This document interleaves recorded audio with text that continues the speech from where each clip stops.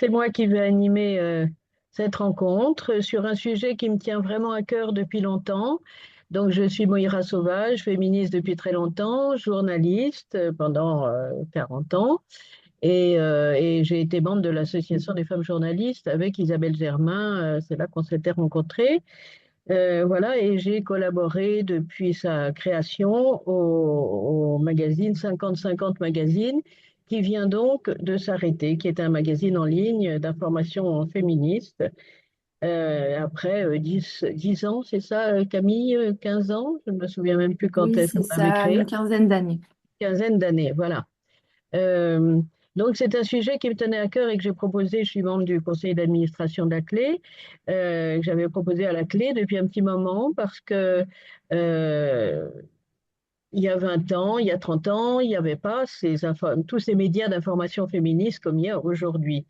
D'un autre côté, il y a eu la création des Nouvelles News avec Isabelle Germain, 50-50 Magazine, d'autres médias qui sont apparus.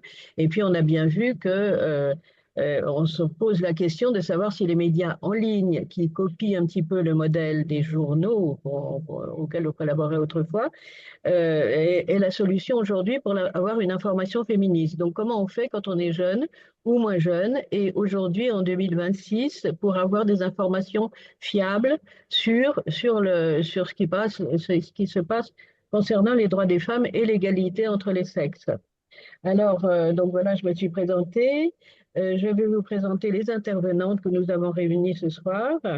Je vous présente Clara Paul, qui est journaliste et fondatrice d'Enflammé, qui est un média indépendant qui date d'il y a un an à peu près et qui explore les enjeux féministes à travers des entretiens longs. Elle a fait des études littéraires, elle est donc journaliste professionnelle, pigiste, et elle a envie de montrer un traitement exigeant, documenté et sensible des questions de genre. Donc, Enflammé a été créé en 2023 et essaye d'offrir un espace d'analyse en profondeur. Donc, c'est une vision de la formation féministe qui soit accessible à toutes et tous. Alors, nous avons aussi comme invitée intervenante Isabelle Germain, donc journaliste professionnelle qui a été beaucoup dans la presse économique et d'information générale et qui a fondé le site qui est bien connu maintenant des Nouvelles News, donc un journal féministe en ligne depuis 2029. Et son objectif, c'est de traiter l'actualité vraiment, mais au prisme de l'égalité des femmes entre les femmes et les hommes. Elle est aussi autrice, elle a publié de nombreux livres, certains sur les médias, et un qui s'appelle Journaliste de combat pour l'égalité des sexes. Donc elle est vraiment très investie là-dedans. C'est le sous-titre, c'est ça, La plume dans la plaie du sexisme. Voilà le livre qu'elle nous présente. Ensuite, nous avons Camille Goasduf, qui avait rejoint le média, donc 50-50 Magazine, il y a 5 ans. Elle était en service civique et puis en freelance parce qu'elle a bien aimé notre équipe et donc elle s'est investie dedans. Elle gérait la communication, elle écrivait des articles elle a aussi travaillé avec une autre association organisée par Jocelyne Adrien Mebtoul, qui s'appelle Femmes du Monde et réciproquement et qui fait des podcasts sur des femmes formidables du monde entier. Donc vraiment très féministe. Elle nous parlera un peu de ce que ça a été son travail. Euh, ce qu'on voulait savoir aujourd'hui, c'est comment donc s'informer à l'ère de MeToo et des réseaux sociaux et de l'Internet omniprésent.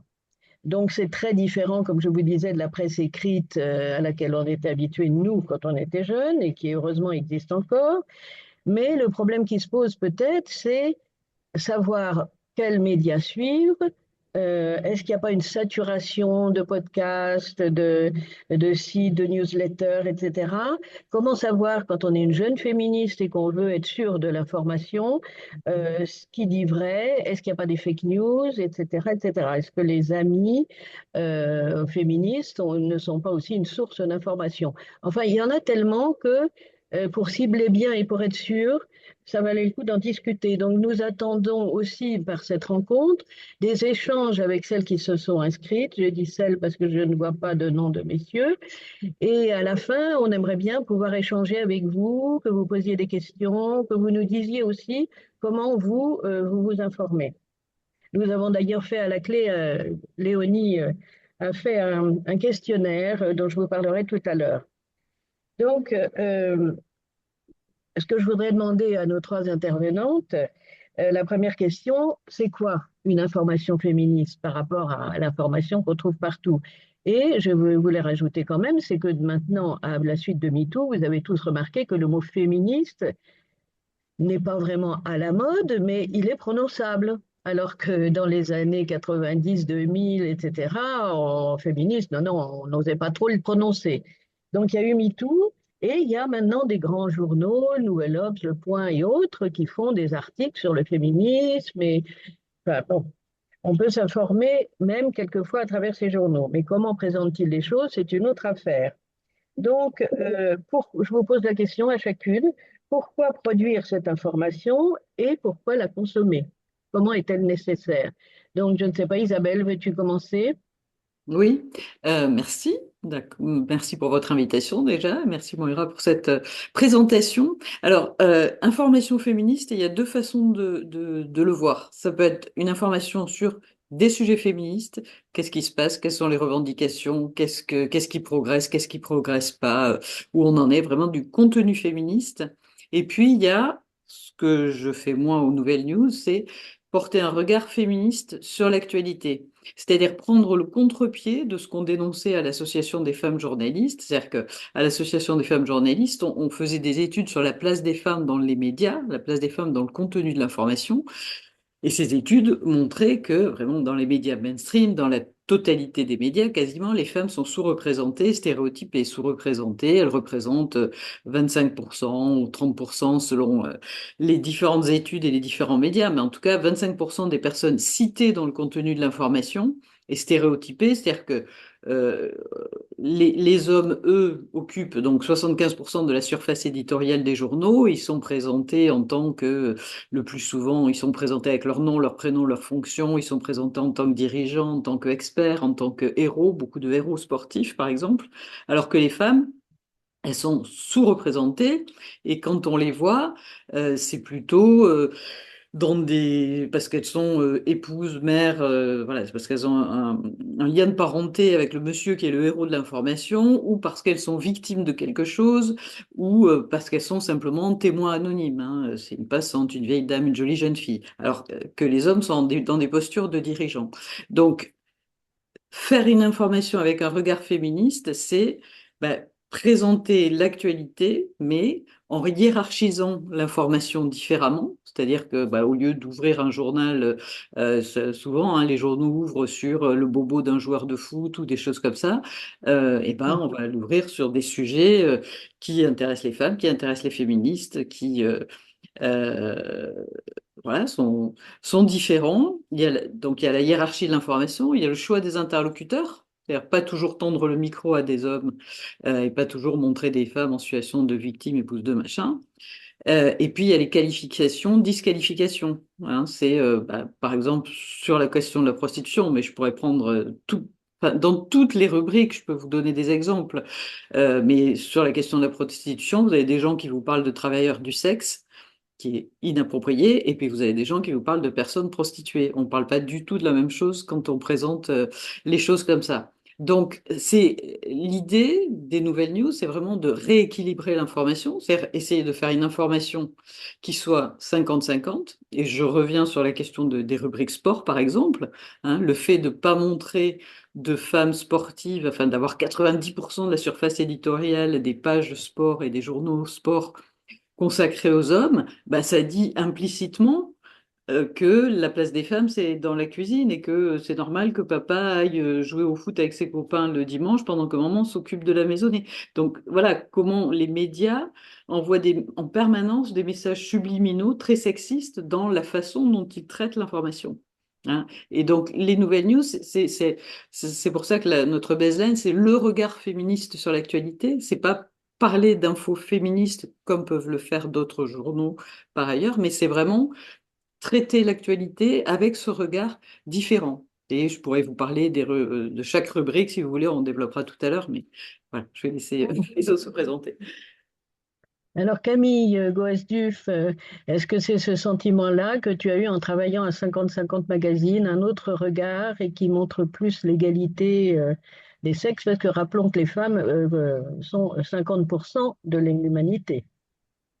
Absolument, bah, c'était justement le premier point que je voulais développer, c'est que pour moi, l'information féministe, je dirais que c'est tout d'abord une information qui vient changer ce regard dominant, parce que c'est vrai que le journalisme classique a été construit pendant des décennies par des hommes, hein, pour un public masculin, et il reproduit encore aujourd'hui ce prisme dans ses sujets, dans ses angles, dans ses sources, dans ses priorités.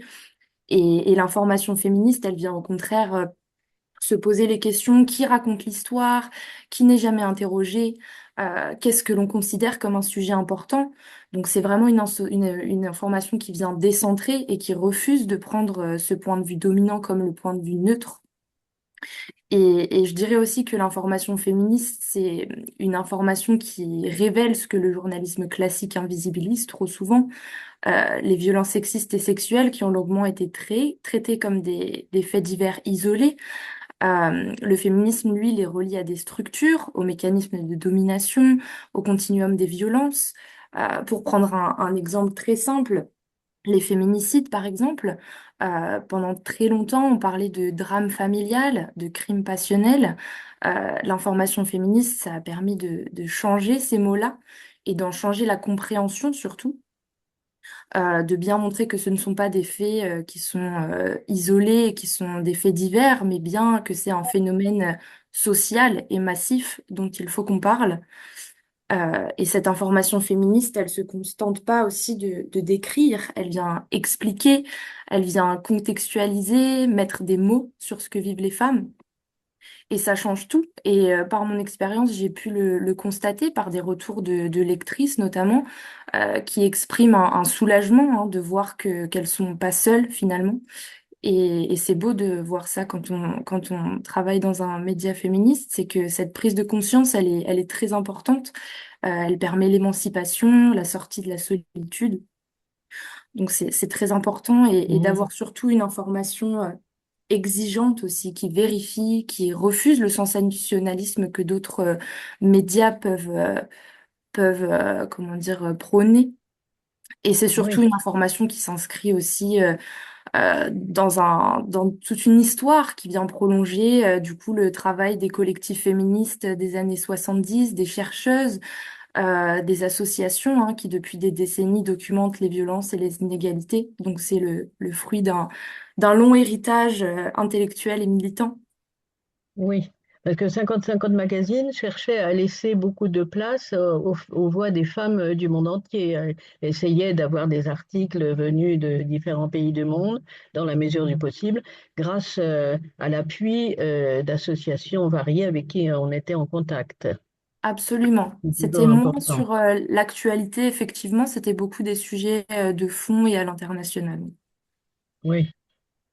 Clara, pour répondre à la question, c'est quoi une information féministe et puis pourquoi tu as voulu lancer les enflammés?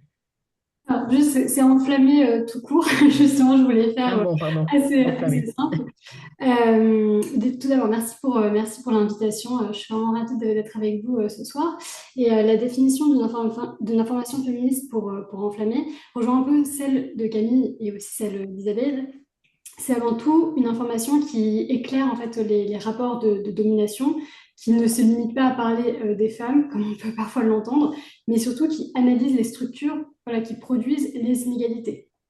Et là, je me dis que c'est d'autant plus important de nos jours, alors qu'on est au cœur quand même d'une véritable bataille du récit, en fait, dans un contexte qui est marqué par le backlash contre les droits des femmes et des personnes LGBTQIA+.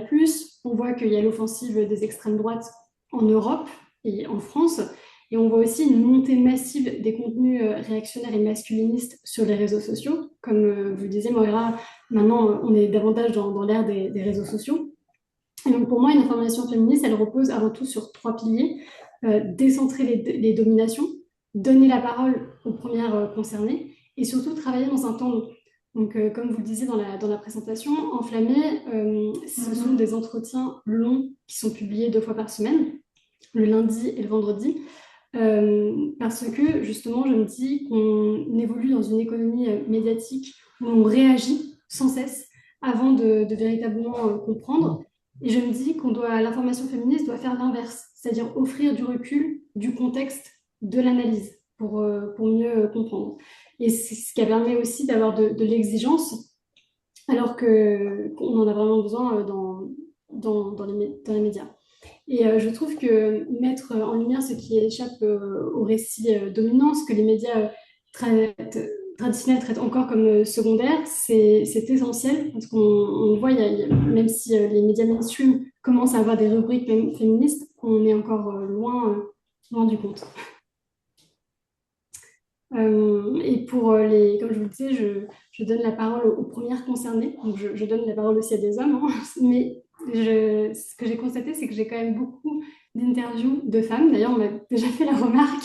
J'ai peut-être, je crois, interviewé deux hommes sur Enflammé. Et au-delà de ça, dans mes entretiens, je refuse surtout le surplomb. Je privilégie les savoirs situés, l'expertise du terrain, parce que je me dis justement qu'on a besoin d'offrir une tribune aux premières concernées. D'accord. Et donc, qu'est-ce qui t'a donné envie, étant pigiste par ailleurs, gagnant ta vie en tant que journaliste dans différents médias, pas du tout spécialement féministes, qu'est-ce qui t'a donné envie et la force de créer ce média? C'est Enflammé, donc est né en 2023, mais c'est d'une frustration assez simple. En fait, je voyais un décalage immense entre le traitement médiatique des sujets féministes et la profondeur qu'ils méritent, tout simplement.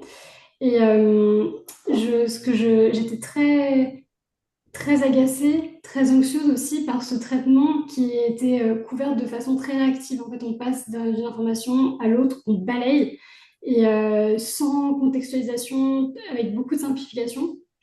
Et c'est ce qui vraiment m'a donné envie. Je me suis dit, moi, j'ai besoin de trouver un média qui prend le temps de se concentrer en fait sur un sujet, d'aller en profondeur. Donc, c'est vrai que les entretiens sont longs. Il n'y en a que 2 par semaine parce que ça permet, par exemple, aux personnes de ne pas pouvoir lire tout d'un coup, d'y revenir, peut-être de s'interroger. C'est vraiment comme ça que je le vois et que je l'ai conçu en fait au début. Donc, plus un média de réflexion, Oui, d'information, mais de réflexion qui permettent d'avancer soi-même dans son propre engagement féministe ou sa c'est réflexion sur la vie. voilà, c'était vraiment l'idée de pouvoir offrir en fait un espace de dialogue. Moi, c'est ce que j'ai constaté dans mes études littéraires. Ce que j'aimais, c'était voilà, de trouver des interviews où, vous voyez, on lit, on prend le temps de réfléchir, on prend des notes, on revient sur l'interview, et ça permet de façonner en fait sa pensée. C'est vraiment comme ça que je l'ai conçu. Je pense que mes études littéraires m'ont véritablement aidé à le voir de cette manière. Et c'est vrai que j'avais envie de beaucoup d'exigences intellectuelles, ce que parfois, ce qui manque dans mon métier de pigiste Mm. à certains égards. Et je pense que je voulais me rattraper en fait avec Enflammé.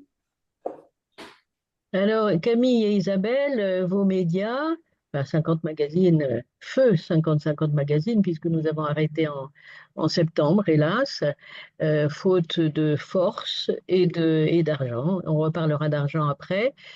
C'était des médias, enfin, ce sont des médias pour les nouvelles news, qui gardent des rubriques qui ressemblent à la presse traditionnelle. On peut parler de critique de livres, de cinéma, de politique, d'international, etc. Bah, Donc c'est un peu différent d'enflammer. oui, disons que l'idée de départ des Nouvelles News, c'est de faire un journal d'information politique et générale, un généraliste d'actualité, mais avec ce regard différent des médias mainstream qui ont un regard masculin. Malheureusement, je n'y arrive pas complètement, faute de moyens, parce que bah, j'ai jamais eu les moyens, j'ai jamais trouvé d'investisseurs qui m'accompagnent pour recruter une équipe complète de journalistes suffisante pour couvrir tous les sujets que les autres couvrent. Donc, Mm. c'est vrai on est deux journalistes, hein, et on fait ce qu'on peut et on essaie de couvrir le plus largement possible. Mais par exemple, moi, j'adorerais avoir une rubrique sport, pour revenir sur ce dont je parlais tout à l'heure, où on Mm. fait autant de femmes que d'hommes qui soient cités dans cette rubrique. Pareil pour la rubrique économique, enfin pour toutes les rubriques. Donc l'idée, c'est vraiment, et surtout, moi, ce que j'aimerais, c'est être lu par des hommes. Parce que changer les mentalités des femmes, convaincre les femmes d'un discours féministe, c'est pas compliqué. Mais convaincre les hommes et les embarquer, et surtout à eux, leur faire changer de regard sur l'actualité et sur la hiérarchie des sexes, qui est en permanence confortée par le traitement de l'actualité. C'est ça qui est Mm. compliqué et c'est ça qui demande beaucoup de moyens. Et nous, on est un petit point dans le paysage médiatique qui est totalement dominé par le regard masculin. Oui. Enfin, si vous voulez qu'on en aille plus avant, mais peut-être qu'on y reviendra plus tard, sur cette difficulté à trouver des financements, c'est le point. Oui, on y reviendra, oui, oui. Et Camille, comment fonctionnait 50-50 Magazine? Bah, du Il coup, y par avait une rapport à équipe cette question, c'est vrai que comme le dit de très bien bénévoles. Isabelle, oui, tout à fait. Donc, c'était une équipe de bénévoles. Donc, on fonctionnait grâce aux contributions de journalistes. Euh, Et donc, le fait que cette équipe soit uniquement bénévole et aussi une équipe réduite et un gros manque de financement faisait qu'effectivement, pour traiter l'actualité, c'était assez compliqué de suivre en fait le rythme hein, des journaux classiques. Donc, du coup, c'est pour ça aussi que 50-50 Magazine avait fait le choix de ne pas traiter l'actualité euh, dans ce média et de se concentrer plutôt sur des entretiens longs à l'international ou des sujets de fond avec quelques contributions sur l'actualité, parfois au gré des contributions des bénévoles. Mais c'est vrai que c'était pas ce sur quoi on pouvait en tout cas travailler, effectivement. Oui, effectivement. Donc, alors, comment est-ce qu'on fait pour produire de l'information féministe quand on est soit une petite équipe de bénévoles, soit deux journalistes, soit une ou deux. Bon, c'est difficile. Quand on est journaliste, si je me souviens bien de mes années de journaliste, on reçoit des communiqués de presse, on reçoit des invitations à des tas d'événements. Quand on appelle, on dit, bah, j'appelle pour tel journal, je voudrais une interview. Ça roule généralement. Là, comment est-ce que vous avez toutes travaillé? Je ne sais pas qui veut répondre d'abord, Clara. Quand tu appelles pour dire ben, je voudrais faire une interview assez long sur voilà mon Justement, média, est-ce que c'est bien accueilli? Moira, vous mettez le doigt sur l'un des enjeux que j'allais aborder, à savoir la confiance, tout d'abord. Parce qu'être un jeune média indépendant, ça implique, je trouve, de devoir constamment prouver sa légitimité. Et c'est-à-dire que quand j'appelle au téléphone, non, j'ai pas les interviews du premier coup, c'est vraiment un travail de longue haleine. Il faut vraiment garder l'envie de poursuivre ce travail qui, à mes yeux, est essentiel et même, enfin, je dirais, vital en fait. Mais c'est vrai qu'il y a certaines personnalités ou certaines institutions pour lesquelles j'ai demandé des interviews, des rencontres, qui privilégient uniquement les grands titres. Et je trouve ça extrêmement dommage en fait. D'autres, heureusement, et il y a beaucoup de ces personnes-là sur Enflammé, acceptent de donner de leur temps. Et c'est vraiment des rencontres très riches. Je vois ça comme des moments où vraiment c'est un véritable dialogue en fait, entre deux personnes. On dépasse un peu le stade de journaliste interviewé. Et c'est vraiment quelque chose qui enrichit, qui nourrit, comme parfois quand on peut croiser une personne, qu'on discute. Et ça change un peu notre façon de voir les choses. Et donc, vraiment, je dirais que le premier obstacle, c'est la légitimité. Là, depuis qu'il y a eu quand même pas mal d'interviews qui ont été publiées avec certaines personnalités des institutions, comme la présidente du Haut Conseil à l'égalité, voilà, ça permet aussi de montrer qu'on est sérieux et peut-être que ça ouvre davantage, que ça facilite l'entrée dans certaines sphères, mais ça reste extrêmement difficile. Mais je dois dire quand même que je suis tombée sur des personnes, pour la plupart, très bienveillantes. Et je trouve ça vraiment formidable. Ça redonne un peu foi dans le côté humain. En fait, on s'adresse avant tout à des personnes. Donc j'ai eu beaucoup de chance, je dois dire. Il y a de la sororité aussi, peut-être, de faire passer un message. Oui, je pense. Isabelle, quand maintenant tu es connue, les nouvelles news quand même a une position depuis sa création. Ouais, Est-ce qu'il non, y a toujours... alors c'est marrant, j'ai pas du tout la même approche. Moi, alors quand j'ai commencé, j'avais déjà un carnet d'adresses assez fourni parce que je faisais déjà un blog qui s'appelait Du rose dans le gris avec Oui. des femmes du milieu du business. Donc le milieu du business et le milieu de la politique étaient déjà acquis pour moi. Et puis voilà, moi, j'avais un bon carnet d'adresses et surtout, enfin, je trouve qu'on n'a pas beaucoup de difficultés à avoir des interlocuteurs qui s'expriment sur les questions féministes parce que ils sont tellement peu sollicités par les autres médias qu'ils sont ravis qu'on les appelle, ils sont ravis de faire des interviews. Tu vois, je sais pas si tu as vu, j'ai mis un post là il y a quelques jours. J'ai été invitée à une conférence de presse de présentation d'une étude faite par la Fondation Cell sur la perception qu'ont les Français de la prostitution. J'étais la seule Mhm. journaliste. Et ils avaient galéré pour faire venir des Oui. journalistes parce qu'ils veulent pas voir. Je veux dire, on est toujours, nous, on est toujours là où les autres ne veulent pas voir. On est toujours là pour voir ce que les autres n'ont pas envie de voir. Mhm. Et voilà. Donc non, moi, franchement, j'ai pas eu de difficulté. Après, quand on est sur d'autres sujets sur lesquels se jettent les médias mainstream, évidemment, on n'est pas les premiers à les voir. Mais moi, enfin, tous les ministres des droits des femmes qui se sont succédés, je dis pas que j'étais la première dans leur bureau, mais quasiment parce que en plus elles apprennent de nous.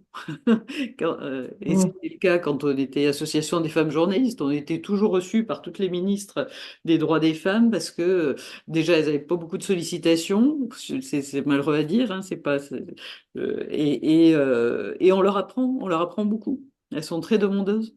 Donc, Oui. donc non, c'est pas compliqué. Alors c'est compliqué quand on va sur des sujets mainstream, mais voilà. Enfin, moi j'ai un journal qui est reconnu par la CPPAP, Information politique et générale depuis le début. Donc voilà, on a toutes des cartes de Mhm. presse et notre journal distribue les cartes de presse. Donc enfin permet de d'avoir sa carte de presse. Donc Oui. Alors, des portes ouvertes, oui. on a nos entrées assez facilement. Ouais. Mhm. Et Camille, pour 50-50 Magazine, comment se faisait le choix des articles et la possibilité d'aller interviewer les gens? Je dirais que le choix des articles se faisait beaucoup en collectif, du coup dans des réunions avec l'équipe justement pour que chaque personne puisse exprimer ses envies et les articles Oui, il que y avait un comité elle, de rédaction et on oui, était voilà, et des entre réunions 6 et assez 10 dans l'équipe. voilà, Oui. assez régulière aussi pour pouvoir parler justement de ces sujets. Et donc, on avait justement une liste avec toutes ces idées. Donc, c'est comme ça qu'on arrivait à mettre en place les choses pour contacter ensuite les personnes à interviewer. Mais c'est vrai que c'était vraiment une force collective et surtout une ouverture pour que chaque personne puisse s'exprimer. Et je rejoins ce que disait Clara aussi pendant les interviews.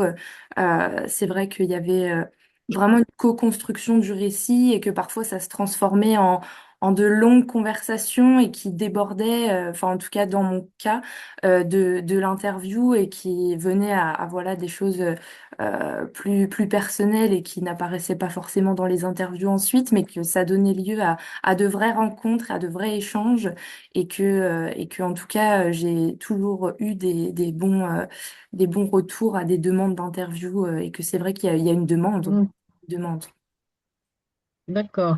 Il n'y a pas eu dans vos souvenirs de moments où on se moquait de vous parce que vous étiez d'un média féministe et que franchement, ça sert à quoi? Disons je sais pas, rencontres de personnes n'étant pas spécialement intéressées par le sujet. Non, Isabelle? Non. Même Bon, dans disons des... qu'on on n'y va pas trop, quoi. Ben oui, c'est C'est ça. plus les financeurs. Enfin, voilà, on n'a pas trop l'occasion de rencontrer Ouais. des gens comme ça. Après, c'est plus les financeurs, c'est dans les milieux économiques. On pose des questions, ils nous disent, mais c'est pas comme ça que la question doit se poser. Oui, on va y venir au problème de l'argent qui est quand même, voilà.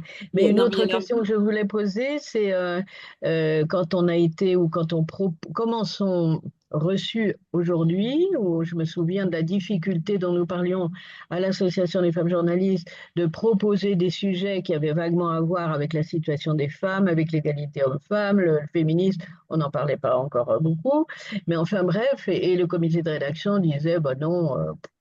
Non, ce sujet-là n'est pas intéressant.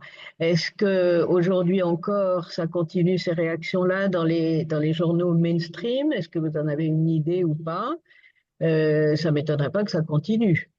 Si, si, moi j'ai des échos de la part de mes consoeurs et confrères, oui, ça continue, bien sûr. Alors il y a des choses qui se sont améliorées, hein. Si on regarde un peu ce qui a changé depuis la FJ dans la presse mainstream, pour moi il y a deux choses qui ont quand même évolué positivement. C'est la féminisation des noms et titres qui est Oui, quasiment acquise maintenant, mais encore en 2018, c'était pas acquis. Moi, quand j'étais dans des rédactions, mais vraiment, j'étais la risée de toute la rédaction parce que je voulais dire directrice d'usine et pas oui, directeur d'usine pour une femme, quoi. Et aujourd'hui, c'est acquis, mais la charte de féminisation des noms de fonction du monde, je crois, date de 2021, hein, c'est avant-hier, c'est très récent. oui, Et l'autre point qui a évolué quand même positivement, c'est le traitement journalistique des violences faites aux femmes, quand même, où on oui, parle moins de amoureux et conduits, on parle moins de ce que Natacha Henry appelle l'immunité amoureuse, hein, c'est-à-dire il l'aimait, il l'a tué. Voilà, on a mm, ce genre de choses. Et ça, c'est grâce aux réseaux sociaux, parce que les féministes ont enfin pu s'exprimer, avoir une parole publique sans que ce soit filtré par les médias mainstream, parce qu'avant, on n'avait pas d'autre choix que d'essayer de passer par ces médias pour proposer un autre point de vue, et on n'y arrivait pas. Mais là, comme il y a eu une petite fenêtre de tir, maintenant c'est terminé, hein, mais il y a eu une petite fenêtre de tir au début des réseaux sociaux où les féministes faisaient vraiment des raids quasiment sur les réseaux sociaux en sautant à la gorge des journaux qui faisaient des titres problématiques. Et petit à petit, ils ont été tournés en ridicule et ils ont fini par changer. Et oui, voilà. Bon, et ça, cette fenêtre de tir, elle a été très courte et maintenant c'est terminé parce que les algorithmes des réseaux sociaux font que l'information féministe est boutée hors de la toile aujourd'hui. Et on y reviendra peut-être. Mais voilà, c'est les deux points qui ont évolué.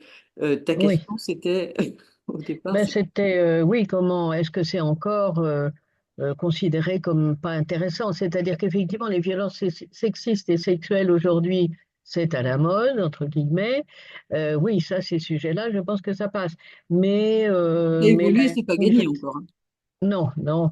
Et Mais alors, aussi de femmes, je sais pas, ouvrières ou paysannes ou je sais pas quoi, des sujets qui pourraient être passionnants ne sont peut-être pas encore très développés tu vois, dans les médias mainstream. je vais te donner un exemple récent. Là, j'ai lancé une journaliste sur un sujet. Il y a eu un prix fin de semaine dernière sur l'économie sociale et solidaire, sur la RSE, un grand prix RSE. Quasiment tous les lauréats sont des lauréates, mais c'est un domaine de l'économie qui n'intéresse pas les grands journaux, les journaux économiques. Personne n'en a parlé quasiment. Ah ouais. Voilà, j'ai vu Ouais, l'info, ouais, je connais la personne qui organise ces trophées. Voilà, et il se trouve que dans l'économie sociale et solidaire, il y a énormément de femmes. Donc ça fait partie aussi des choses, hein, dans le traitement différencié de info avec un regard masculin, info avec un regard féminin. mm, Mais avec un regard féminin, on va voir que toute cette économie du soin aux autres, toute cette économie de la solidarité, l'économie voilà, de l'hygiène, de tout ce qui est la santé, l'hygiène, et qui est du travail, de l'aide à la personne, etc., bah, toute cette économie passe sous les radars parce que oui, les mecs sont pas concernés, tout simplement.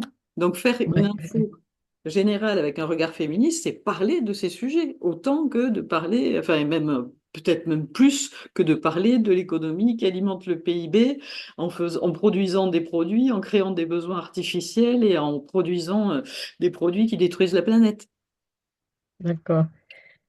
Alors, pour parler des obstacles spécifiques à cette information féministe que vous avez pu rencontrer ou que vous rencontrez toujours, moi je dirais, il y a l'argent, il y a les financements. Je sais qu'à 50-50 Magazine, ça a été quand même beaucoup le problème. Avant, Caroline Flepp, qui j'espérais qu'elle se joigne à nous ce soir, mais je crois qu'elle est malade, avait créé un site qui s'appelait Égalité Info, donc ça faisait longtemps, longtemps. Donc il y a toujours eu ce problème de l'argent, des subventions, etc. Je pense que vous pourrez chacune en parler. Euh, le manque de moyens. Donc, est-ce que on peut dire qu'il y a vous avez subi des attaques masculinistes récemment avec les réseaux sociaux? Nous, à 50 Magazine, je ne me souviens pas d'avoir eu spécialement, mais c'est quand même beaucoup plus récent peut-être. Et on vient de parler de la décrédibilisation, donc ça, voilà. Et puis la fatigue émotionnelle de se dire, bon, on est là, on est toute seule, on écrit nos trucs, on a pas mal de lecteurs et de lectrices surtout. Mais bon, est-ce que ça vaut le coup de continuer? Enfin bon, 50-50 Magazine, on peut dire on s'est arrêté, on avait fait du bon boulot, on a été très fiers de ce qu'on a fait, mais les bénévoles qui écrivaient, bon, se sont dit, bah, maintenant on a envie de faire autre chose, et puis on a eu du mal à en recruter de nouvelles. Donc il y avait problème d'argent, problème d'énergie.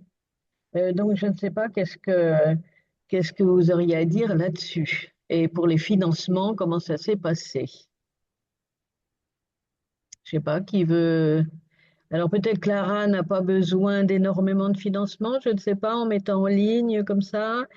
Je sais pas, qu'est-ce que tu peux nous dire là-dessus? Tu recherches à t'agrandir, Pour l'instant, donc comme je le disais, je suis toute seule, donc forcément, je manque à un moment donné de moyens humains, tout simplement pour produire davantage voilà, Oui, d'informations féministes. Et donc, à la création d'Enflammé, pour moi, il était essentiel que le média et l'information qui soit présente dessus soit accessible gratuitement. C'était vraiment la condition dans mon esprit, mm, tout simplement parce que je me dis que c'était essentiel que tout le monde puisse y accéder, toutes et tous. Et surtout, j'ai pensé durant mes études à toutes les banques de données ou même les informations auxquelles on avait accès grâce notamment aux bibliothèques universitaires et à quel point j'étais heureuse d'avoir accès à toute cette connaissance en fait. Et parfois, voilà, quand il fallait acheter les articles pour certains où c'était pas disponible, bah, c'est vrai que ça a un coût, on y réfléchit à deux fois si on a les moyens. Donc vraiment, j'avais dans cet esprit, enfin, dans mon esprit, dès le début, c'était le fait que ça soit gratuit et toujours disponible. Donc, c'est vrai que bah, du coup, je finance ma vie par d'autres piges qui ne sont pas en lien avec des médias féministes, justement par choix aussi. Je pense pour aussi voir autre chose, parce que vous l'abordiez sur la fatigue émotionnelle.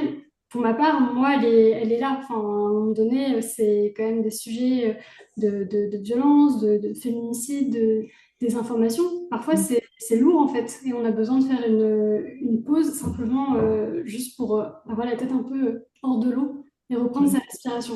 Je vois pas ça comme un aveu d'échec ou de faiblesse, mais c'est simplement une nécessité, en fait.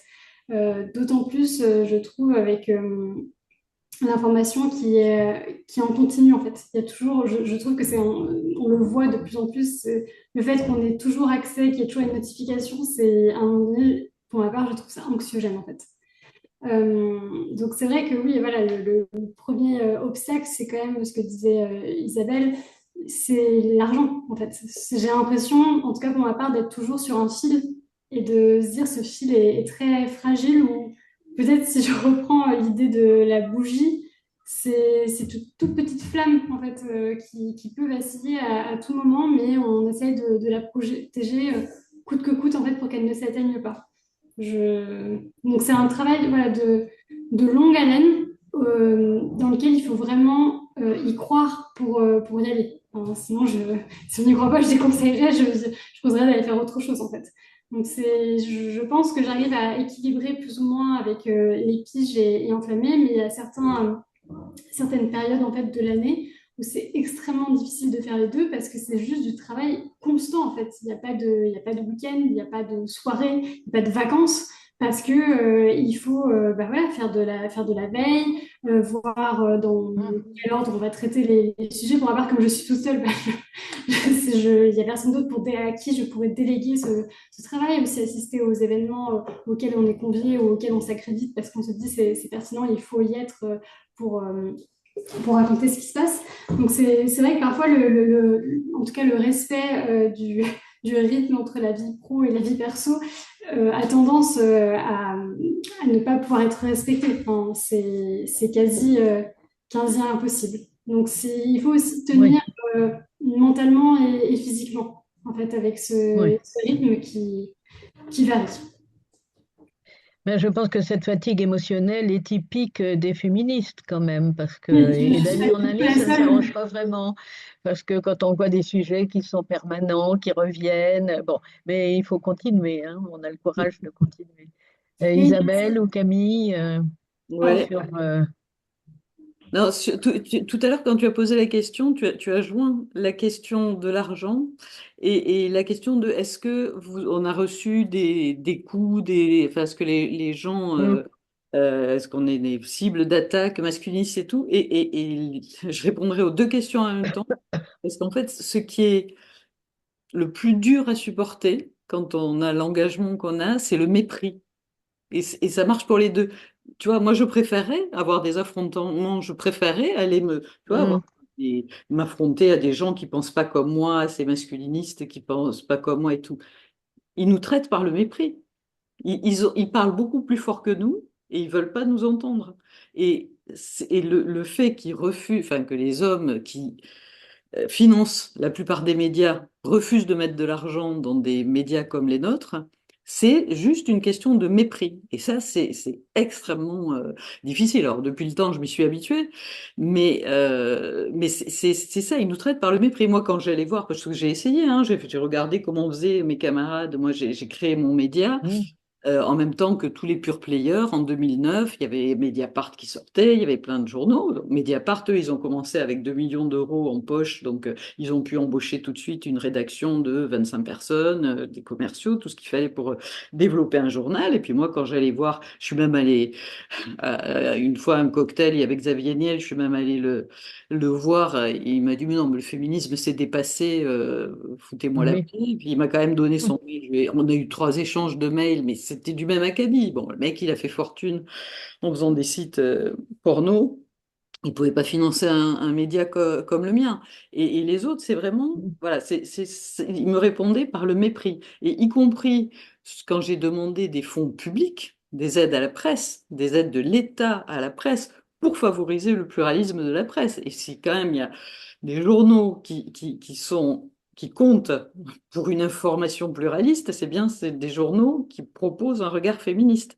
Eh ben, je me confrontais à des comités de sélection des dossiers de demande de subvention qui étaient composés de gens qui étaient jugés partis. C'était des dirigeants de journaux, donc que des mecs mm, 50, 60 balais, qui regardaient mon dossier et qui disaient non sans me donner d'explication. Alors quand je revenais à la charge en demandant des explications, bah, ils ont mm, fini par me dire, parce que je faisais partie, on a créé un syndicat, le syndicat de la presse en ligne, dont je faisais partie du bureau, le président de ce syndicat siégeait dans ces commissions. Je dis, mais enfin, qu'est-ce que t'as foutu? T'as pas défendu mon dossier? Ah ben non, mais on n'a pas compris la ligne éditoriale. Voilà. Après, quand il y a eu le fonds Google d'aide à la presse en ligne, le mec m'a carrément dit, alors que c'était un fonds qui devait suppléer des financements publics, en échange de ristournes d'impôts. Hein. C'était quand même une grosse bouse, ce fonds Google d'aide à la presse. Euh, et ben, le mec m'a dit, non, mais votre ligne éditoriale ne nous plaît pas, donc on donne pas. Alors que mm, c'était des fonds qui étaient, c'était pas public, mais enfin, ça aurait dû, enfin, c'était assimilé à des fonds publics, quoi. J'ai à peu près tout entendu. J'ai même écrit au patron de Google, qui ne siégeait pas dans la commission, une lettre très polie en lui disant, Monsieur, il faisait beaucoup d'affichage en disant, nous, on est pour l'égalité homme-femme, patin couffin, donc je prends ma plus belle plume, très ampoulée, Mhm. pour lui dire, est-ce que vous pourriez intercéder en ma faveur, parce que les Gus qui s'expriment en votre nom refusent de me soutenir. Et le mec, quand même, c'était un Italien, le patron de Google Europe. Il a décroché son téléphone et il m'a engueulé. Il m'a dit, vous me traitez de misogyne. Enfin, vous imaginez bien que j'allais pas le traiter de misogyne. Le gars, je lui demandais de l'aide. C'est-à-dire que les hommes, vous leur dites féministes, ils entendent, elle veut me peau. Oui, ils se sentent agressés, oui, oui. Ils sont agressés. Donc, Ouais, enfin, je disais même pas féministe, moi je disais oui. favorable à l'égalité. Enfin, je prenais toutes les précautions possibles, imaginables pour pas heurter leur susceptibilité, mais et c'est ce qu'on voit d'ailleurs dans les titres des journaux. Hein, ils considèrent que ce sont les féministes qui déclarent la guerre aux hommes alors qu'on fait juste que essayer de se défendre et d'exister. Et donc voilà. Et moi, et sur dans le débat public, moi j'aimerais moi aller débattre, aller m'affronter, me confronter à des confrères ou à des blogueurs. Mais on n'est pas invité, on n'est pas vu, on n'est pas visible. Je Mm. vais vous Ah, raconter, si je prends 2 secondes, l'affaire DSK. Affaire DSK, 2011, mai 2011, pouf, l'affaire éclate. Tous les journaux français prennent le parti de DSK.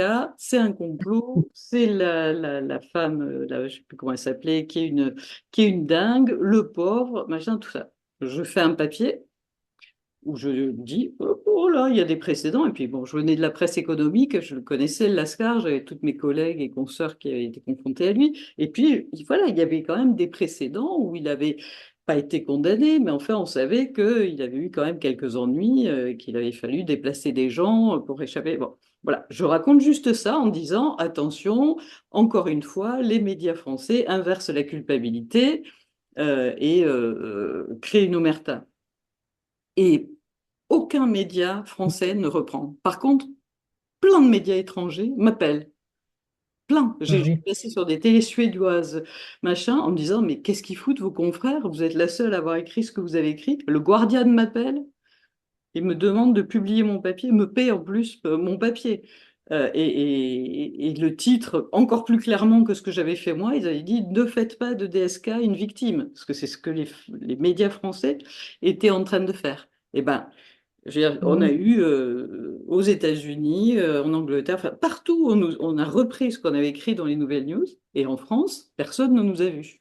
Donc, il y aurait en France quand même plus d'opposition à des médias féministes ou à des propos très féministes que dans d'autres pays. Et cette opposition, elle passe par le mépris. C'est juste Oui. du mépris. Il suffit de mépriser. Enfin, je veux dire, si on veut ne pas faire avancer la cause des femmes, il faut pas l'affronter, il faut juste ne pas la regarder et la Ignorer. Oui. c'est ça qui est extrêmement compliqué. Et sans moyens, on n'y arrive pas. Et aujourd'hui, ça devient de pire en pire parce qu'on a les algorithmes des réseaux sociaux qui sont en train de vous faire dégringoler si vous utilisez certains mots qui sont suspectés d'être féministes. On a des faux signalements qui sont faits aux réseaux sociaux. Nous, on a été dégagés de Meta plein de fois parce que vous avez des masculinistes qui font des faux signalements en masse. C'est des robots hein, qui font ça. Et du coup, Oui. Facebook, ils réfléchissent pas, ils reçoivent plein de signalements, hop, ils vous dégagent. Donc ça devient extrêmement compliqué. Et ces gens-là, ils ont énormément d'argent. Et puis vous avez le Pierre-Édouard Stérin, en plus des Bolloré et de tous les autres, qui injectent quand même 150 millions Oh. d'euros pour soutenir un discours d'extrême droite, partout, que ce soit dans les médias, sur les réseaux sociaux, partout. Donc ça va devenir très compliqué. Camille, sur le plan financier, comment est-ce que 50-50 Magazine se débrouillait pour faire les demandes de subventions qui ne duraient quelquefois que 2 ans, donc il fallait tout recommencer ailleurs, etc. Bah oui, c'est vrai qu'un des principaux obstacles, hein, c'était le manque de moyens, effectivement. Avec les subventions qui baissent et aussi une demande plus forte hein, des associations et surtout une partie administrative qui demande une énergie folle. qui repose sur peu de monde, avec des dossiers longs, des justificatifs à fournir, des évaluations annuelles. Et il faut gérer tout ça donc régulièrement parce qu'il faut demander plusieurs subventions parce que c'est des petits montants à chaque fois, donc plusieurs Mm. subventions pour pouvoir tenir voilà une année. Euh, et donc, ça prend aussi du temps sur la partie éditoriale ou sur la partie, par exemple, pour nous, ce qui était compliqué, c'était justement de prendre du temps sur la partie communication, sur les réseaux sociaux, comme disait Isabelle, voilà, pour essayer de contrer ces contenus masculinistes que les algorithmes adorent, qui sont courts, émotionnels, agressifs. Eh bien, c'est hyper important d'être présente sur les réseaux sociaux, mais c'est du temps qu'on n'arrivait pas à dégager justement par ce manque de moyens qui fait découler un manque de temps.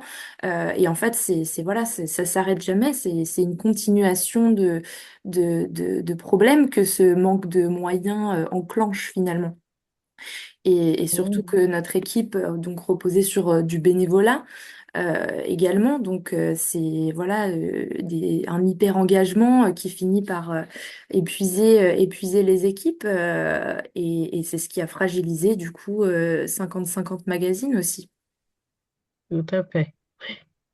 Moi, sur Euh, les ressources, je peux ajouter quelque chose. mhm. Voilà, moi, j'ai démarré avec mon indemnité de départ, ma clause de cession du dernier journal dans lequel j'ai travaillé.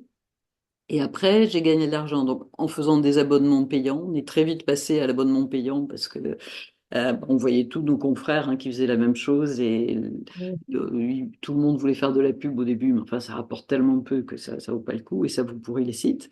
Et l'autre chose que je fais, c'est que je fais des formations en entreprise pour booster les carrières des femmes. Et ça aussi, ça a bien marché à une certaine période. Et là, aujourd'hui, c'est catastrophique parce que depuis que Trump a dit la DEI, c'est caca, donc diversité et inclusion, c'est cacaboudin et je vais sanctionner les entreprises qui font ça. Les mecs qui étaient déjà pas très volontaires pour faire Oui, ce genre de formation, ils ont sauté sur l'occasion pour dire on dégage. Et en plus, ça fait quelques années que les dirigeants d'entreprise parlent de gender fatigue.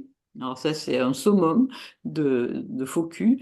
Ils disent, ouais, non, mais on a fait tellement d'efforts pour l'égalité homme-femme dans nos entreprises, on est fatigué, fatigué, fatigué. Et vous avez beaucoup de personnes qui font aussi ce genre de formation, qui sont extrêmement complaisants avec ça et qui font des trucs différents. Mais c'est voilà, donc la situation devient compliquée aussi sur ce terrain. oui, oui. Bon, la situation n'est pas très gaie, on dirait. Mais on lâche pas l'affaire. Et bon. Après, moi, j'ai la chance d'arriver à une période de ma vie où je peux me permettre de gagner peu. Mais Oui, voilà, oui, alors très peu, mm, voilà, c'est pas le cas de quelqu'un qui a 30, 40 ans. C'est enfin, c'est pas bien sûr. économiquement, c'est Mm. pas tenable. Et en même temps, pour vous parler du questionnaire qui a été fait par Léonie à la clé, on sent que, alors, c'était un questionnaire, je ne sais pas combien de personnes ont à peu près, bon, une trentaine, une quarantaine. Euh, Oui, une trentaine. Les personnes qui sont inscrites, c'était inclus dans le formulaire d'inscription. Donc, a priori, toutes les personnes qui sont présentes dans ce Zoom ont répondu à ces questions. oui. Alors, ce qu'on voit, c'est que les quatre modes d'information les plus fréquentes sont les réseaux sociaux, enfin, sur l'information féministe, ou sur l'information en général, non, l'information féministe. Les réseaux Je sociaux, pense. 84% des répondants ont dit que c'était le mode le plus important. Oui, vas-y, si tu veux Non, ajouter. non, non, mais je pense que si tu as le document sous les yeux, le premier graphique, c'est pour l'information générale et ensuite, il y a un détail sur l'information féministe. Mais effectivement, Oui, ça se recoupe plus ou moins quand même. oui. En tout cas, ce qui m'étonne, c'est que l'information féministe, je pensais en tout cas, c'était beaucoup des échanges entre des personnes qu'on connaissait qui partageaient les mêmes idées, donc les associations féministes, et je vois seulement 3% de sources d'information. Par contre, elles vont chercher ou ils vont chercher sur les sites d'information en ligne. La presse écrite, donc c'est 56% des personnes, et la radio, à peu près 50%. Donc ça veut dire qu'il y a quand même une information concernant les femmes sur ce genre de grands médias. Et oui, c'est ça la presse spécialisée. Et 80% des personnes qui ont répondu, 85%, s'informent sur ces sujets liés au féminisme plusieurs fois par semaine. Donc, ça sont quand même très intéressés. Alors, je voulais passer maintenant au dernier point, qui était un peu maintenant comment ça se passe, l'information féministe, qui serait vraiment différente, ou du moins, oui, des médias, si on peut dire, médias féministes, qui seraient vraiment différentes maintenant. Euh, et donc, j'ai trouvé un article publié en 2024, donc vraiment très récent, qui développe un peu sur ces nouveaux médias et expliquant que ça a d'abord été des podcasts qui ont bien fonctionné ces dernières années. Par exemple, un podcast à soi de Charlotte Bien-Aimée dès 2017 dont les écoutes ont augmenté pendant longtemps. Il y a eu un autre podcast qui avait été lancé en 2016 par Lorraine Bastide, qui s'appelait La Poudre et qui revendiquait 20 millions d'écoutes cumulées, ce qui est quand même beaucoup. Et puis, bien sûr, la série Les couilles sur la table de Victor Toyon, dont elle dit qu'il y a eu 30 millions d'écoutes. Donc, vraiment des succès, on peut dire. Et ces succès ont encouragé des journalistes féministes ensuite à lancer leurs médias et quelquefois même d'aller jusqu'à un vrai média comme Cosette, un média qu'on trouvait dans les kiosques, etc. Alors là, ces journaux-là, moi, je ne les connais pas. Censored, peut-être que vous connaissez, qui a vu le jour en 2018. Un autre qui s'appelle Gaze en 2020. Et puis, bien sûr, La Déferlante en 2021, que on a sans doute toutes eu entre les mains. Mais c'est quand même très difficile à produire ces médias à cause de la crise économique, on l'a vu. Cosette a disparu, s'est arrêtée après avoir essayé de passer en 100% digital pour des raisons financières. La déferlante, ça marche apparemment. Je ne sais pas si ça continue, mais ça a marché avec 10 000 abonnés, etc. Euh, un autre média qui s'appelle Sunsurge, que je ne connais pas non plus, qui est passé à un rythme annuel. Mais on peut se poser la question de finalement créer des nouveaux médias, des podcasts, des machins, même si ça marche bien, est-ce que ça ne sature pas finalement le marché? On ne peut pas passer quand même en tant que féministe toute sa journée à écouter des podcasts ou à regarder des médias. Euh, donc, Lorraine Bastide souligne effectivement le problème de l'argent et qu'elle pense que c'est pour ça que beaucoup de ces projets qui étaient formidables au départ, très écoutés, ont périclité. Mais on se rend compte quand même que le public est loin d'être lassé. Et il y a le cas d'un podcast qui s'appelle Un podcast à soi et qui est lié à Arte, la chaîne Arte. Personnellement, je ne l'ai pas écouté, mais il y avait un budget qui a été alloué par la chaîne d'Arte et qui permettait aux journalistes d'aller partout en France, parler à différentes classes, des différentes classes sociales, différentes origines, et pour avoir un prisme le plus large possible, et ce qui permettait de creuser les sujets. Et effectivement, là, on voit que quand il y a de l'argent qui paye les journalistes leurs déplacements et un petit peu le boulot, et du coup, les écoutes ont explosé au fil des années. Donc ça prouve bien ce qu'on vient de dire, le problème. Et on constate effectivement que cette demande n'est pas prête de décroître.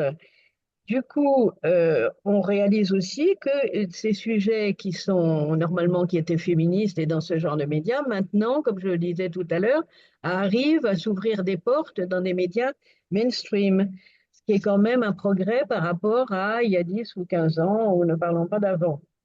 Mais ce que dit Charlotte Bien-Aimée, qui faisait donc un podcast, elle s'en réjouit, mais elle est tracassée parce que le sujet principal, comme on l'a dit aussi, ce sont les violences sexistes et sexuelles, éventuellement la justice, le procès de Mazan, des choses comme ça, mais pas tous les sujets qui concernent les femmes. Donc, on peut estimer que le féminisme est un peu sorti de sa niche, mais en fait, ce qu'on voudrait, c'est qu'il serve à explorer toutes les questions sociétales, économiques, scientifiques, comme le disait Isabelle. Euh, bon, si on voit effectivement que maintenant les médias sont possédés par des milliardaires qui s'en fichent complètement du féminisme et qui le disent ouvertement, c'est un petit peu mal barré. Donc, euh, mais ce que dit Charlotte Bien-Aimée, c'est qu'au début, c'était surtout les cercles militants féministes qui écoutaient les podcasts, qui regardaient les sites, etc. Et maintenant, elle dit, il y a quand même quelque chose qui a changé parce que ça m'arrive de recevoir un message de femmes comme une assistante sociale qui écoute le podcast sur des trajets en voiture, une agricultrice, des agentes d'entretien. Donc, c'est plus forcément les militantes féministes qui vraiment voulaient avoir de l'information, le public s'est élargi. Mais j'ai lu aussi un article venu du média qui existe depuis très longtemps, qui s'appelle Axel, en Belgique, journal féministe, et qui expliquait que en 2021, par exemple, un projet qui s'appelait le Global Media Monitoring Project concluait que sur les jours qu'il avait étudiés, la presse avait placé, tenez-vous bien, 96% d'hommes au centre des articles en Belgique il y a 4 ans. Donc, et qu'il est évidemment toujours compliqué pour les femmes de s'informer sur des questions d'actualité qui vraiment les touchent au plus près. Alors, pour parler des Glorieuses, il y a eu une question qui demandait si on connaissait les Glorieuses. Alors ça, c'est une newsletter, ce ne sont pas des podcasts, c'est une newsletter féministe et culturelle qui a été lancée par Rebecca Amsalem pour constituer un nouvel imaginaire collectif où les femmes sont pleinement les égales des hommes. Et ce média aborde chaque semaine des thématiques assez différentes, les discriminations de genre, le post-féminisme, la politique, la maternité, la culture, plein de choses différentes.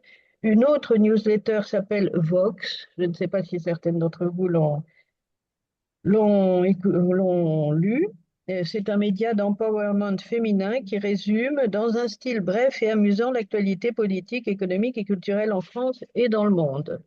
Il y a ensuite un média qui s'appelle L'Importante, qui est un espace dédié au combat des femmes, donc très militant quand même, les revendications, leur succès, etc. Donc pour un power, comment dit-on déjà en français, euh, donner du Voir pouvoir aux femmes. Voilà. Empouvoirment. des reprises. Comment? L'importante, c'est en fait, c'est juste des citations de tweets, enfin des citations Ah de, d'accord. ouais, des reprises Ouais. d'autres articles, ouais. Ah d'accord. Bon, ça diffuse sans doute quand même de l'information. Et ensuite, il y a Visible Média, un média digital d'information fondé par des femmes journalistes et pour soutenir la représentation des femmes et leur visibilité. Hélas, il me semble que une chanson que j'ai déjà entendue. Donc, toujours remettre sur le métier l'ouvrage, si j'ai bien compris. Alors, je ne sais pas si vous voulez, si vous avez des questions, ce serait avec plaisir que nos intervenantes y répondraient. Vous pouvez les mettre dans le chat ou échanger, voilà, directement pour celles qui sont présentes. Que pensez-vous de tout cela? Est-ce que vous-même vous vous informez et de quelle façon? J'aimerais bien le savoir. Qu'est-ce qui vous semble le plus utile pour les années à venir, avec toutes les difficultés que connaissent et les médias et le féminisme, les idées féministes, le backlash et tout ça? Est-ce que il vous semble que le futur, ça sera vraiment sur Internet? Oui. Euh, Quel genre de médias il faut attendre ou espérer? Est-ce que moi, à mon avis, comme j'ai pas mal voyagé, écrit des bouquins sur les femmes dans le monde, ça manque un peu d'informations sur ce qui se passe, enfin les luttes des femmes, ne serait-ce même qu'en Espagne, en Italie, enfin dans les pays tout près de chez nous. On ne les entend pas à la radio et dans les médias mainstream. Or, c'est toujours très enrichissant de savoir ce qui se passe ailleurs. Alors, la clé, donc le lobby européen des femmes, donc il y a des connaissances, il y a des échanges sur pas mal de sujets européens. Mais moi, je m'intéresse aussi à ce qui se passe en Inde, au Japon, en Corée du Sud, en Australie ou en Amérique latine. Comment savoir ce qui se passe? À ce propos, je me permets de t'interrompre, Moira, et de prêcher un petit peu pour ma paroisse quand même. Mais il est vrai que la clé, toutes les semaines, en ce moment c'est en pause, donc ça reprendra d'ici Oui, quelques semaines, on l'espère, mais tous les vendredis, la clé publie une revue de presse internationale féministe international. Oui, et qui donc reprend entre 2 et 5 sujets globalement liés aux droits des femmes et à l'égalité femmes-hommes partout dans le monde. Donc on essaye d'avoir un sujet qui est lié à la France et puis d'avoir des sujets qui traitent n'importe quel autre pays du monde dans lequel il s'est passé voilà une actualité à laquelle on peut avoir accès parce que c'est un petit oui, enjeu quand même de trouver toutes les semaines. Mais voilà, donc ça concerne, je sais pas, le Sénégal, la Colombie, l'Indonésie, la Chine et la Norvège par exemple. Voilà, et donc n'hésitez pas à vous inscrire à cette newsletter, même si en ce moment elle fait une petite pause, mais oui. je pense que ça peut être très intéressant et très enrichissant d'avoir voilà des petits résumés qui racontent un petit peu ce qui se passe dans le monde. Voilà. Tout à fait. C'était essentiel, à mon avis. Oui, oui. Pour s'abonner à la newsletter, on va sur le site de la clé. Sur le site de la clé, sur Instagram, il y a un lien dans la bio et vous trouverez Oui, voilà pour s'abonner dans les mails, dans la signature des mails, on peut aussi s'abonner. Donc c'est à peu près partout. Si vous cherchez, vous pourrez y avoir accès. d'accord. Est-ce que quelqu'un veut prendre la parole pour dire quelles sont ses attentes? Non?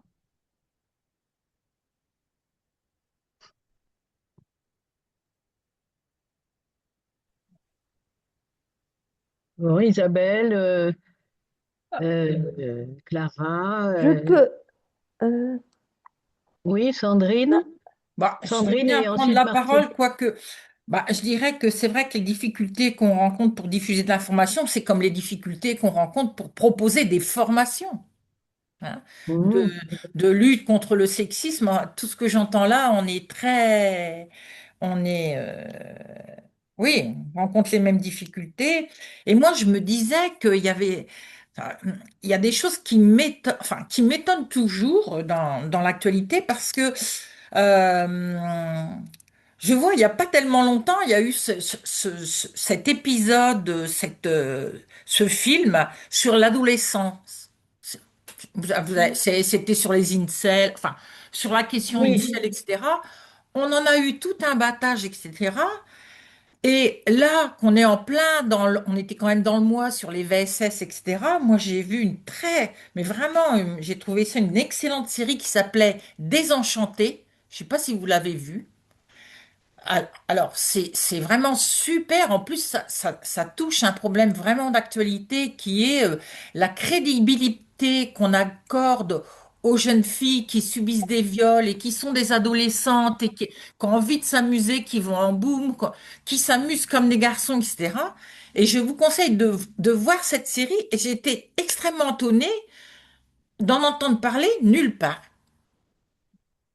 sur Arte, sur Je quelle- crois que c'était il me semble, je pense que ça devait être sur la 2 que c'était Et passé, sur, mais en tout cas, elle est sur pardon? France, elle est disponible sur France TV en effet. Je crois que France c'était. TV, d'accord.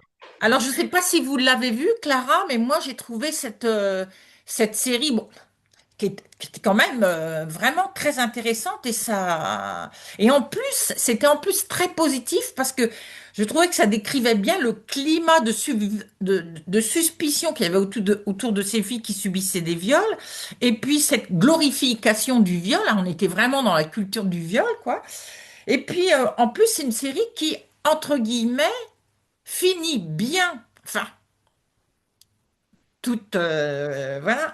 Et voilà, j'ai été très étonnée que une série comme ça, qui est très novatrice, qui est pas misérabiliste, qui dénonce bien ce qui se passe, et puis qui finalement finit en montrant comment des jeunes filles de 16, 17 ans se sont battues pour résister à tout ça. Ben, j'ai trouvé ça très étonnant que, voilà, on n'en parle pas. Et je trouve que c'est très symptomatique de tout ce que vous avez dit, c'est-à-dire que il y a des choses qui sont vraiment super, mais dont on ne parle pas, quoi. Oui, mais c'est Mm. c'est- c'est le cas. Et enfin, on surmédiatise certains points de vue et on sous-médiatise d'autres. Il y a Oui. 2 ou 3 ans, moi je sais que j'avais fait un papier très énervé contre la médiatisation d'un livre de la chroniqueuse judiciaire du journal Le Monde, qui avait fait un livre qui s'appelait Menteuse. Et c'était une histoire vraie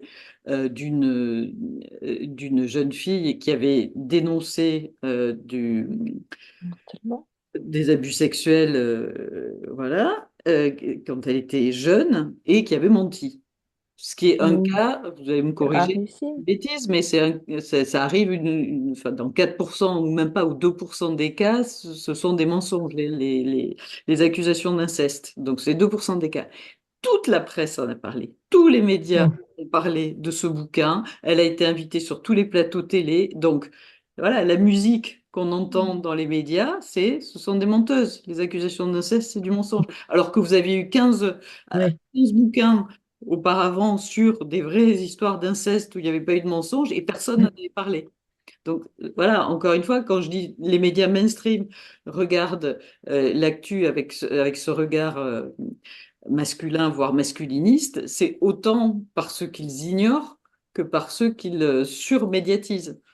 Euh, et là, ce que vous dites, c'est pareil. Les médias sont capables du meilleur comme du pire. Ils sont capables de produire une information remarquable ou des documentaires, des films Mhm. remarquables, mais ça va être passé sous silence. Et ce dont on va parler, c'est des trucs finalement assez pervers et qui arrangent, ben, on ne sait pas trop qui, mais ceux qui ont intérêt à diffuser des informations tordues et pas féministes. Ça me fait penser à ce livre, je ne me souviens plus comment il s'appelait, d'une très jolie jeune femme qui avait fait la prostituée à Berlin pendant un an.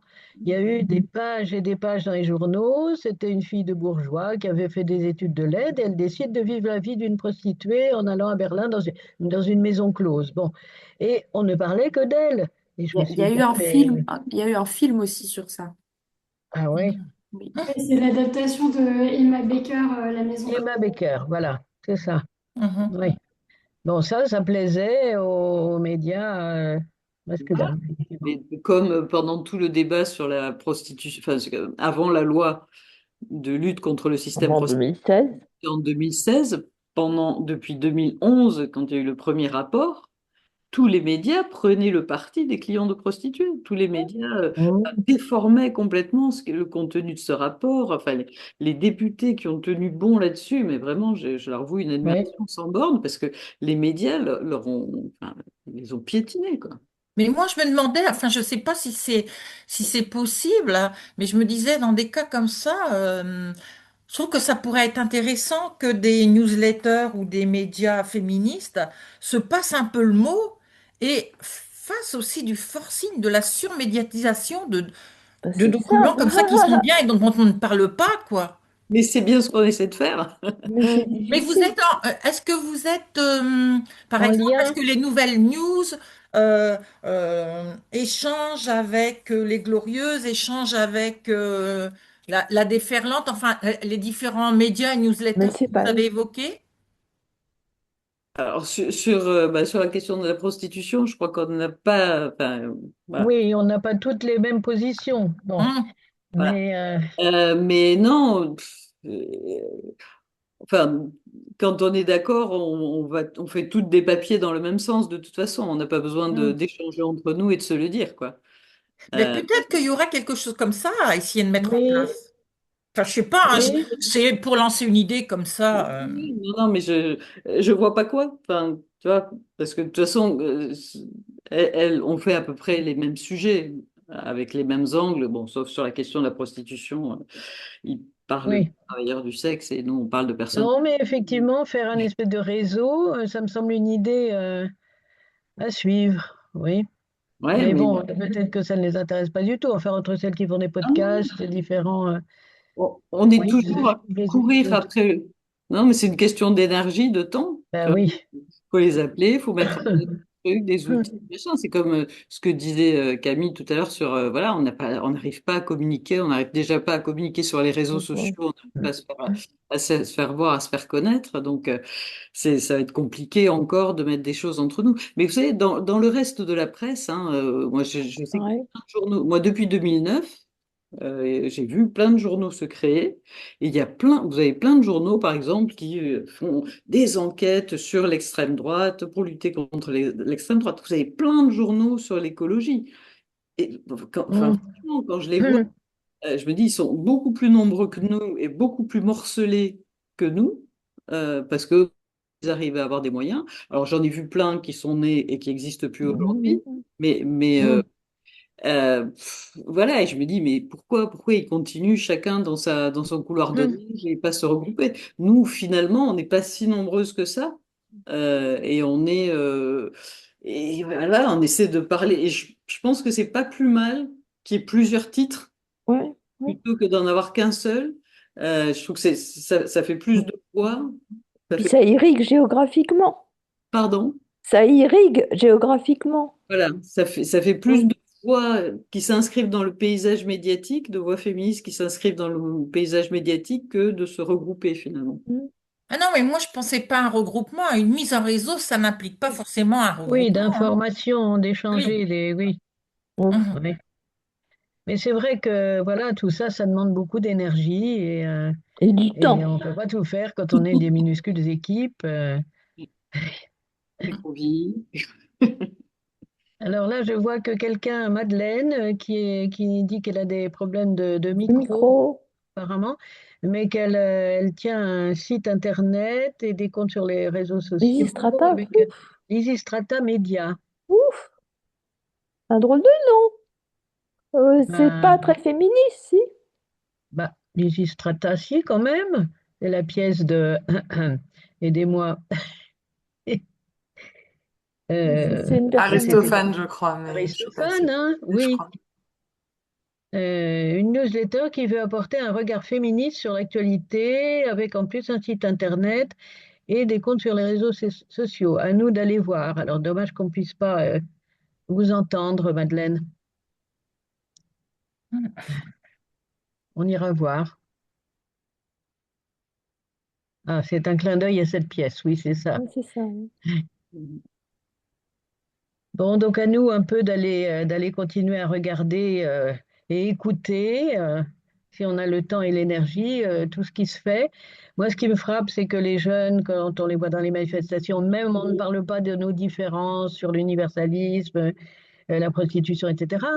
On sent quand même que c'est la même, moi je les sens habités par la même colère que j'avais à leur âge. Donc elle continue cette colère et elle a besoin d'être informée.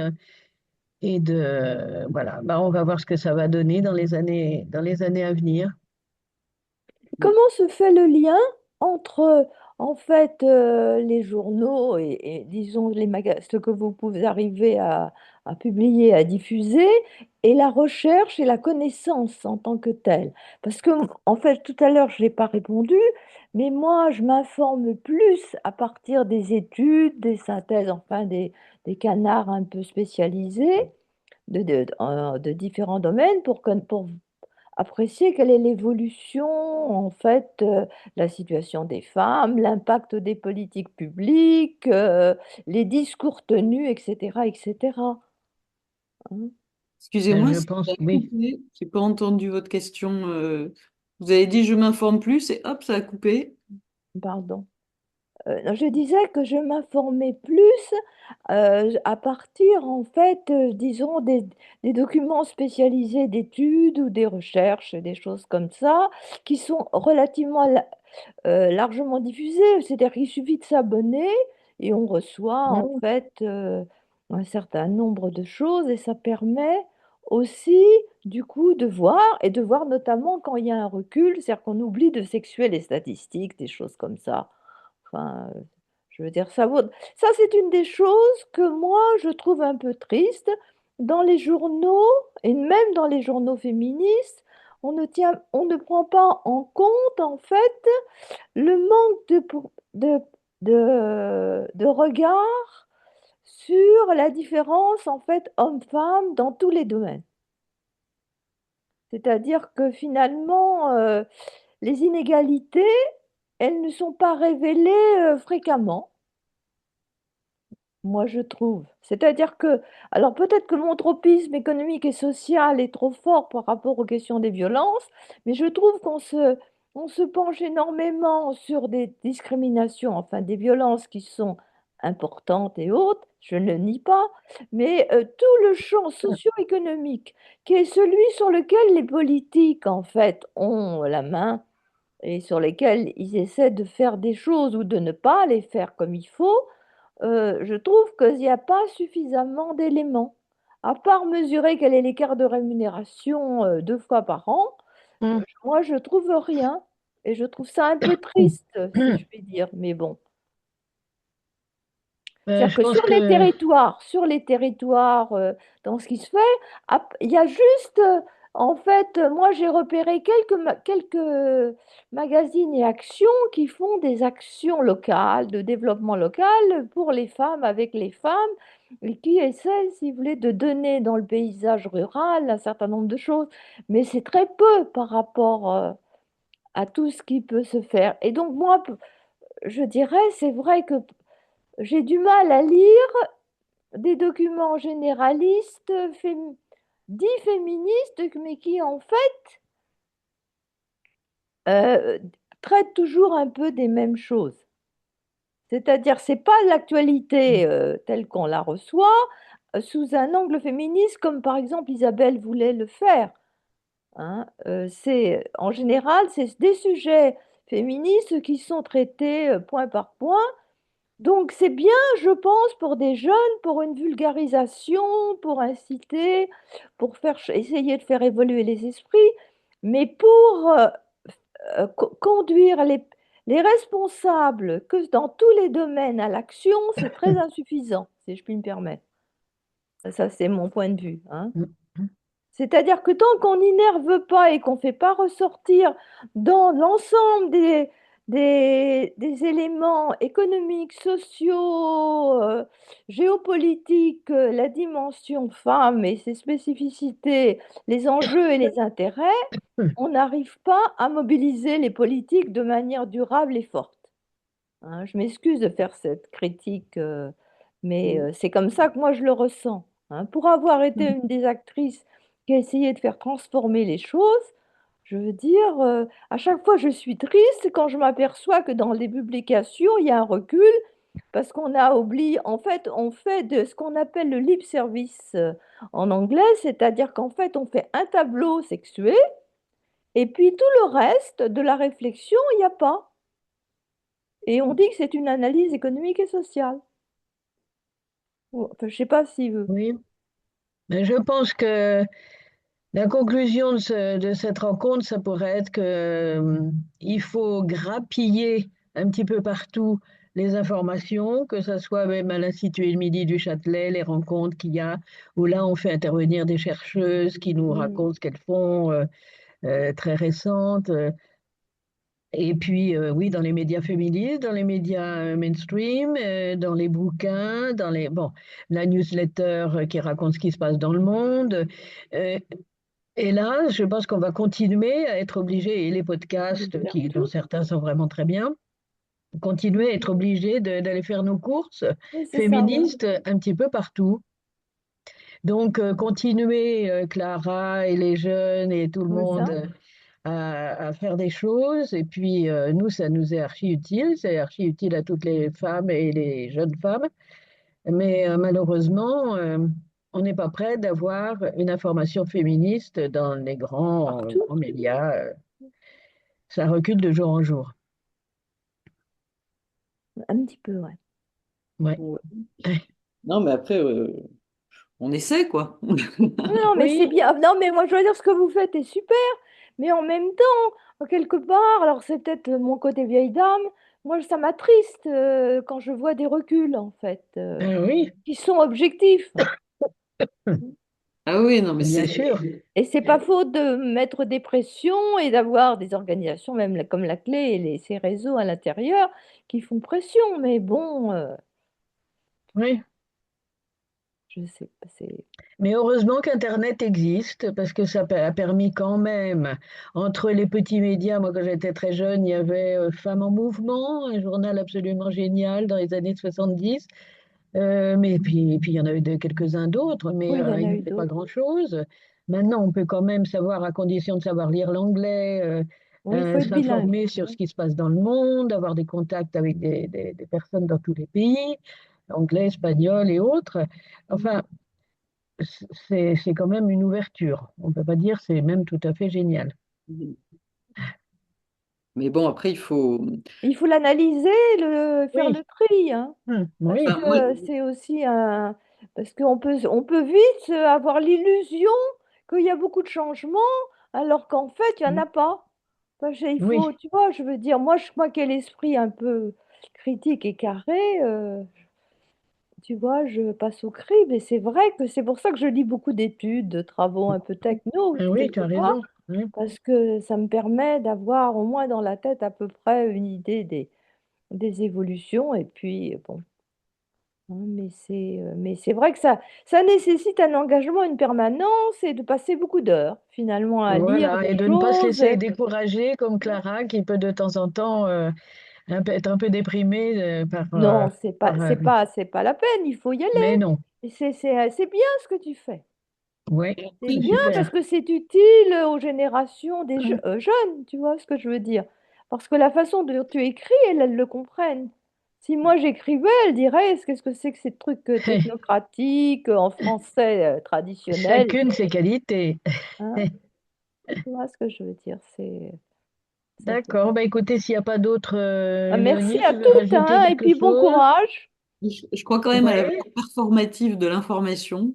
Je pense qu'en présentant quand même l'information autrement, on peut faire évoluer et les mentalités des hommes oui, comme des femmes. Donc c'est vrai que moi, je me focalise pas beaucoup sur la recherche Je sais. féministe, scientifique, parce que c'est plus, voilà, comment dans le récit de l'actualité, on Oui, peut j'ai compris. faire évoluer les mentalités Le des femmes, regard, surtout quoi. des hommes. oui. Le Et ça, regard des avec femmes. d'autres lunettes. Très Voilà. important, Ouais. les lunettes. Eh Bah, bien, bon courage à merci. toutes. Merci à toutes et bon courage, oui, Merci. dans tout ce que vous faites.